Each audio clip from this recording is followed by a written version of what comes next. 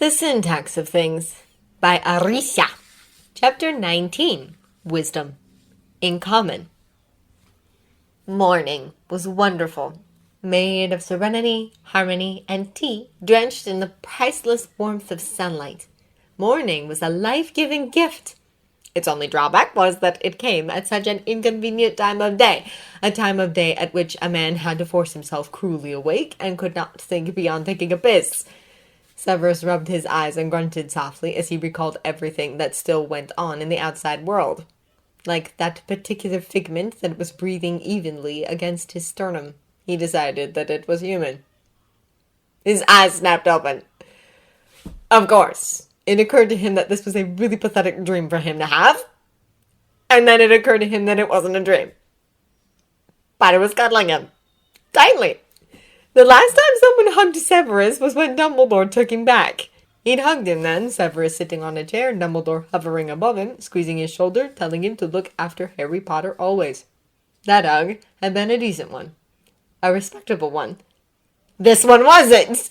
The feeling was incomparable and held familiarity, and yet it wasn't something he'd ever wished to have in his life. Why did people have kids?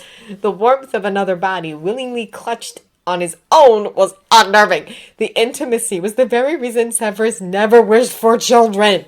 If Potter could only see himself now, his hands wreathed around his most hated professor's torso, his face a vivacious pink, he'd most likely obliviate himself right away. And yet his fingers clamped weakly on the back of Severus's pajama shirt. The dog's death was undoubtedly behind this. It had caused issues. The boy's mental stability had become weaker than expected, although Potter insisted on hiding it well. And Severus couldn't possibly feel more disgusted. Potter! His insolence was beyond control. He must have woken up at some point during the night. Instead of returning to his room, the little brat had sneaked under the bedclothes. Bugger! Harry hadn't felt this cozy in ages. His heart was heated and his chest was tingly.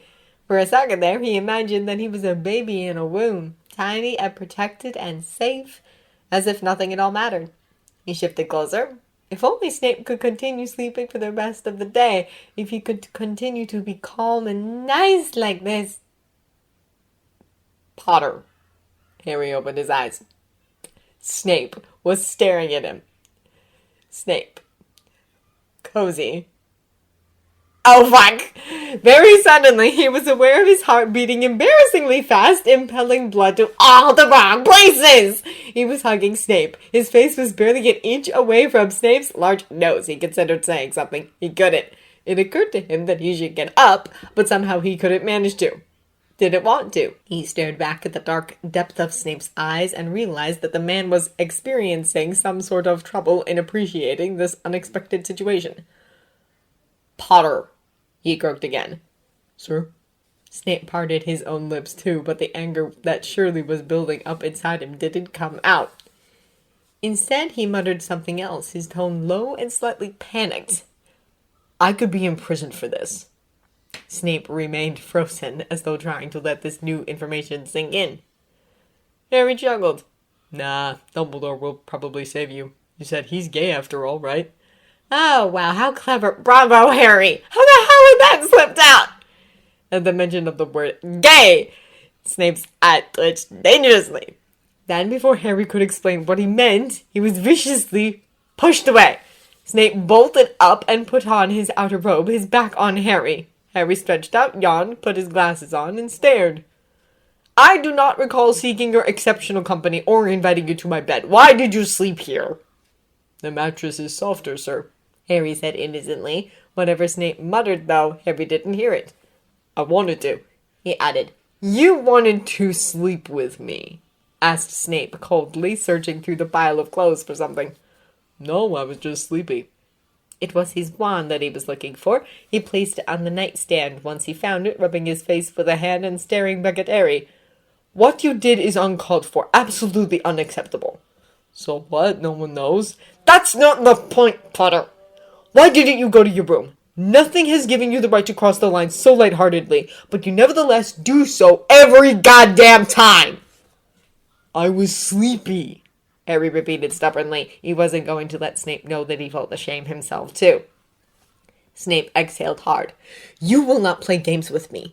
I don't know how you interpret my hospitality, but you are certainly reaching the wrong assumptions. You find your way to my bedroom far too often lately, and for that, there's no denying. I assumed it is Black you're missing, but who knows, maybe you're so twisted you simply want to see me sacked. Taken aback, Harry tried to think of anything he could defend himself with. It occurred to him that it was the first time in his life he saw Snape scared to death. Get out! Out! Harry sat up to his knees, fumbling through the bed sheets for his pen and notebook. Snape found them first and threw them to the corridor angrily, staying as far away from Harry as possible. Harry slumped lazily towards the kitchen. I'm hungry, he said loudly so that he could be heard in the living room. Starve! A voice barked back at him. We need groceries, he mumbled to himself as he observed the fridge. Then, Snape, what have you done to my snacks? You didn't pay for them, they were not yours, Snape shouted back. You ate them! He was starving! Those terrible soup meals were driving him mad. He walked back to the living room. Why did you eat them? I was hungry. I was sleepy. I wanted to. I imagine these excuses are good enough for someone who uses them on a daily basis to justify every impulse action of his. Fine, be difficult, I'll order pizza. You'll pay for it. I don't have any money. Then you'll starve. Harry collapsed on the sofa, covering his head with a pillow. You're pathetic. You're taking revenge. I can't hear you, Potter. He lifted the pillow slightly. I said, you're pathetic. Snape considered it. I'm not order pizza.